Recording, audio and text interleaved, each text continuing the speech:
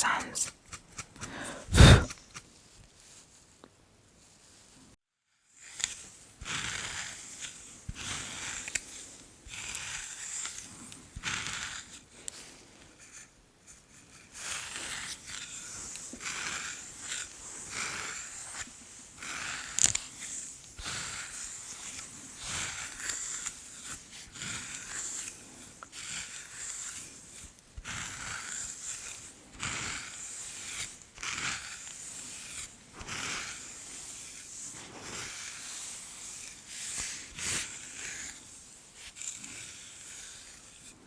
Hi guys,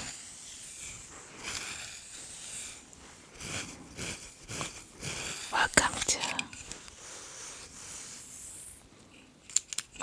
another super relaxing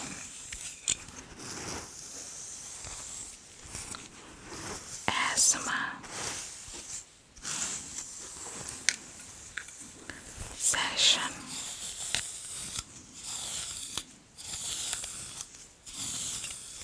Just want to welcome all our new members. We've gained quite a lot of members the time that I was absent.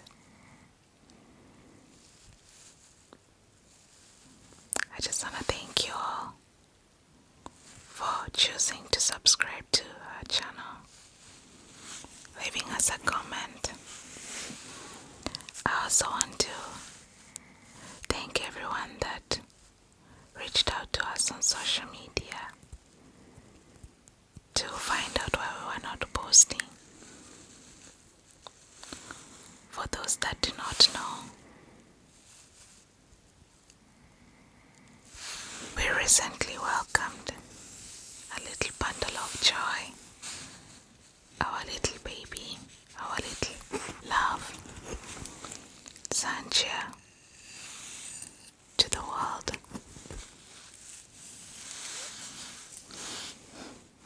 It's safe to say she's our asthma baby. Yeah, so I've been taking some time to, recuperate, just adjust to motherhood. I just remembered a meme that says there's no better hood than motherhood. So yeah, I've been in the motherhood, and honestly it's the best 2 months of my life so far. I've just been, learning a lot, enjoying a lot of cuddles and hugs, cooing. I tell you, when babies coo, they're the absolute best. I love when our little girl coos. It just pulls on my heartstrings. It's so crazy. Because before I delivered, I was going to the hospital the last weeks of pregnancy. The doctor asked me if I had any reservations, questions in regards to the labor, because I gave birth at 40 weeks. And I told her that I didn't really want to breastfeed, mainly because my entire pregnancy was really hard.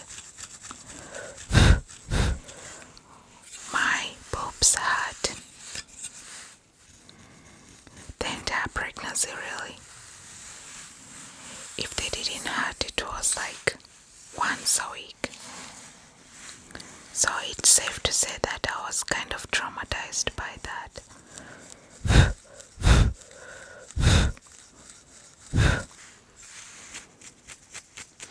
Anyhow, she asked me why. I told her that my boobs have just been traumatized so much, like just constant hurting,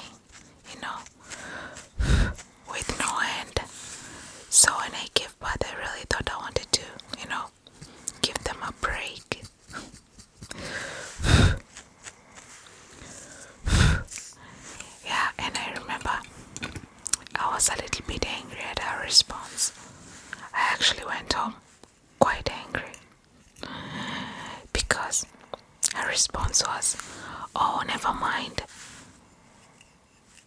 You'll get used to it, You'll get used to the pain. It won't hurt anymore after the baby comes.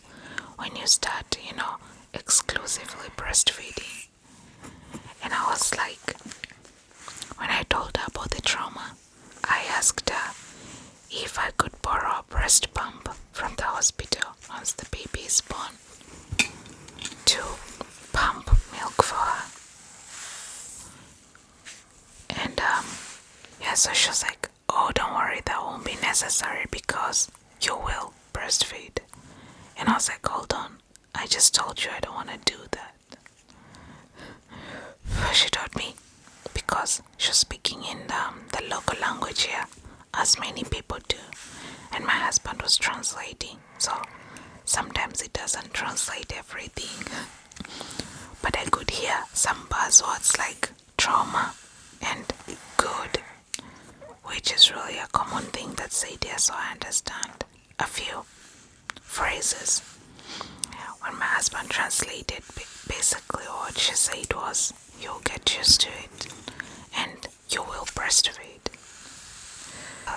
I remember feeling so unheard, and I went home like quarreling to my husband like, "Did you hear what she said to me? She didn't even acknowledge what I was saying." And my husband was like, "Come on, she didn't say anything wrong. She just said that it's natural, you will want to breastfeed." And I told my husband angrily, I just told her that I didn't want to, and she point blank disregarded my concerns.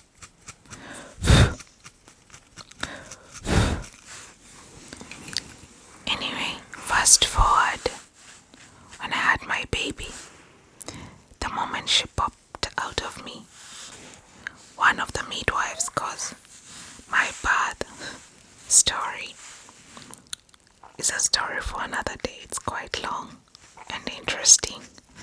I will tell it as time goes. Yeah, so one of the midwives washed her, another one weighed her and did all the stuff. My husband took photos. I was so out of it. I didn't even know what was happening. So anyway, one of the midwives brought her to me, to my chest, and said that you need to try to breastfeed. And I told her, no, I do not want to. And I was refusing, like, really vehemently.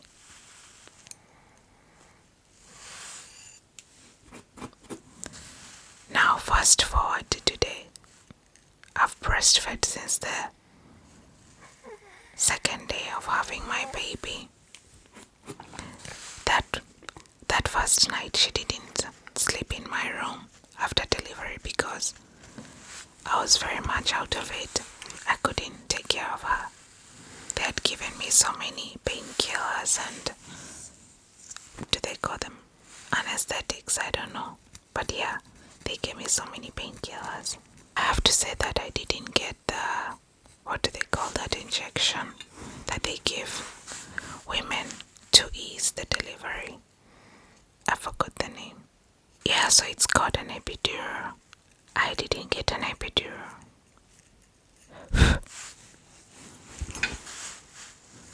That's a story that I will tell another day. Crazy story. It wasn't, willingly that I didn't get it. They chose not to give it to me for some crazy reason. Anyway, yeah, since the second day that I held my child in the morning, I remember when I woke up at 4 a.m. in the morning and I was feeling so much better after delivering the night before. I just held my baby in my arms and she was kind of hungry. I just decided to breastfeed her. And even though there wasn't milk yet, until like the third day, I was still feeding her because I looked at her and I was feeling like, so sorry and so sad for her, I guess those are just all the feelings you get being a new mom. Anyway, so I've been feeding since. There are some good days and there are some bad days, but I'm embracing all of them. I know you guys see me picking his forehead, guys. There's like a bunch of whiteheads. My soul won't let me ignore them. I just feel the need to pick them. And the fact that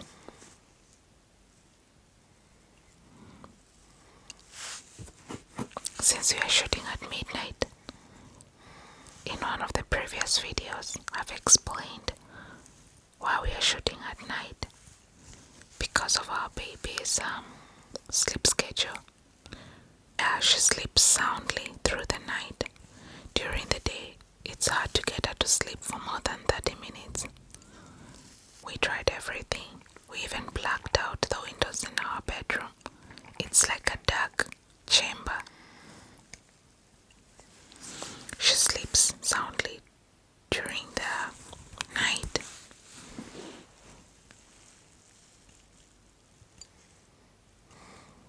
Once we saw that she sleeps soundly during the night, we decided then it should be best to be shooting at night once she goes to sleep. Before we started, I fed her. And now I'm gonna feed her when we are done here. I wake up at least 2 to 3 times a night to feed her until 4 in the morning. Sometimes twice. If I don't hear the alarm. There was once actually when she was a month old. I didn't hear the alarms at all. 3 alarms. That's just how tired we were. Because my husband, sometimes he would wake me up, but he also didn't hear the alarms. Crazy. And when I woke up, it was morning and I was like so shocked that I slept through 3 alarms. It's crazy, you know. I'm thinking they did ring and my subconscious mind just shut them off, you know. Like just kept them quiet, you know, somehow. I don't know, but yeah, something weird happened that night. Guys, I saw the biggest. I don't really know what this is. But I tried to zoom in.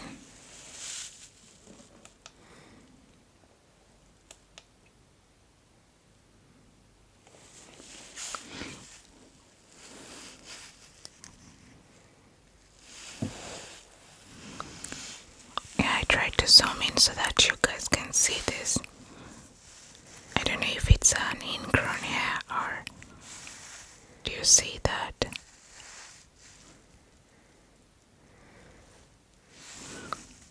I want to push it out with these tweezers to see if the tweezers will get the job done.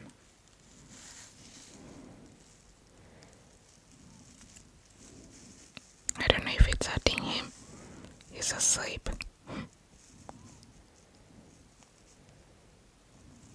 Trying to push it outside, side to side. It must be an ingrown hair. So I think it's some kind of an ingrown hair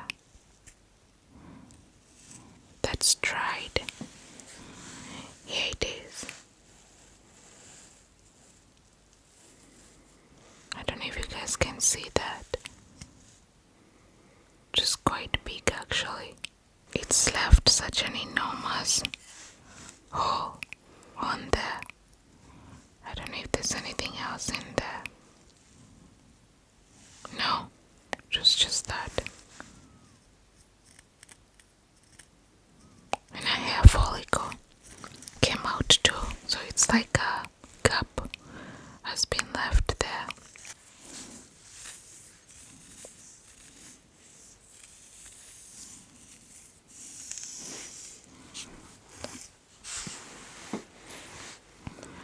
Oh, such a beautiful white idea, guys. Like, this is so crazy.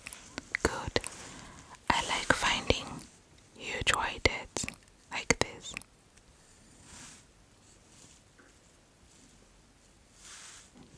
I don't know if it will stay still without disappearing into the thick bushy hair.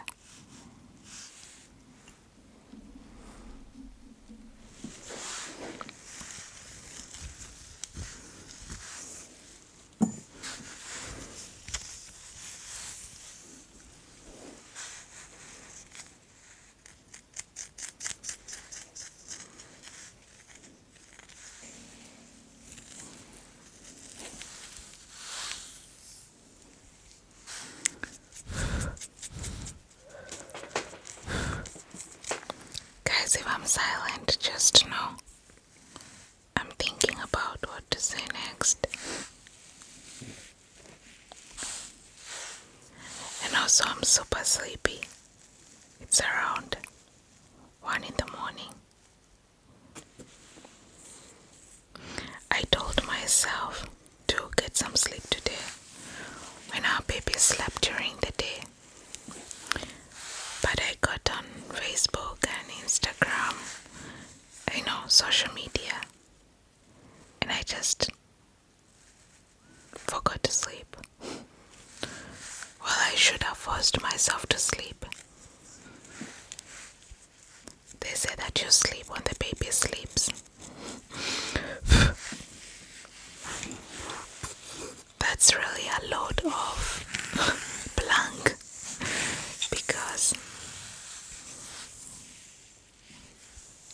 when the baby sleeps, you have so much to do, Oh, what a beautiful idea.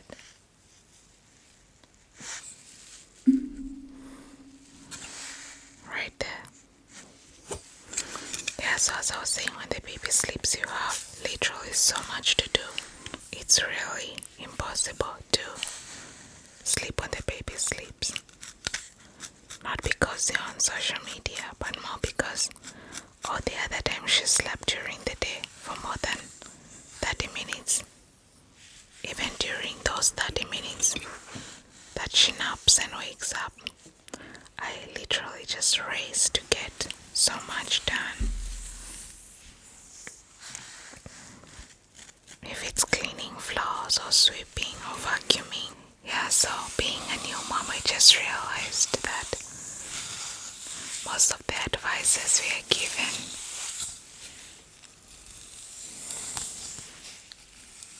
by the online pediatricians, they are really very unreasonable and they just don't work. I have to say that even though his hair is dirty, it's quite oily because I've been telling him the last 3-4 days not to wash his hair because I knew he would be doing asthma today. So his hair is not as dirty, and also it's quite humid, so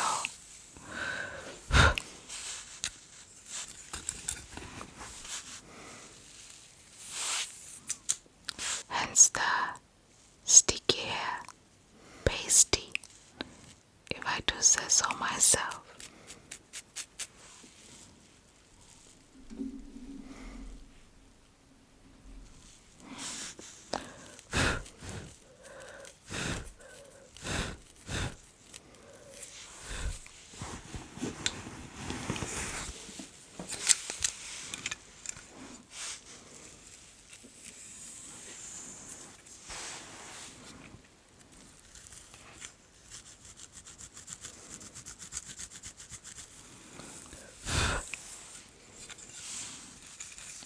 It's crazy, guys. I was really looking forward to resume shooting.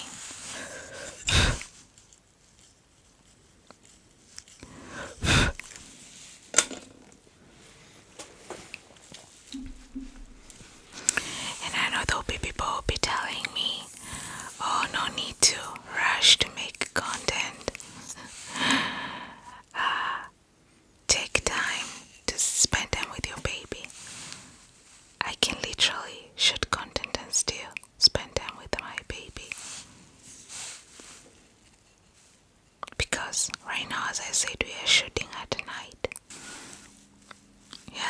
wake up again when we are done to feed.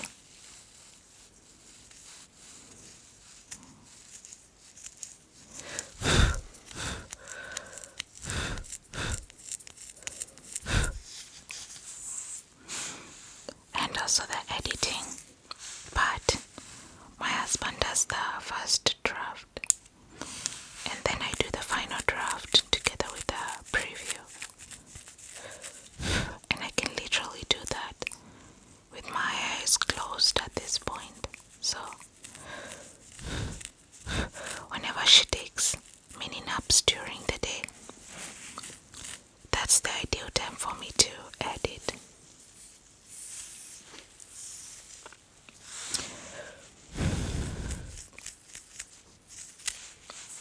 I don't know if I said earlier in this video that I didn't want to forget to thank all the people that were checking up on us on our social media, sending us messages, asking my husband how I am, because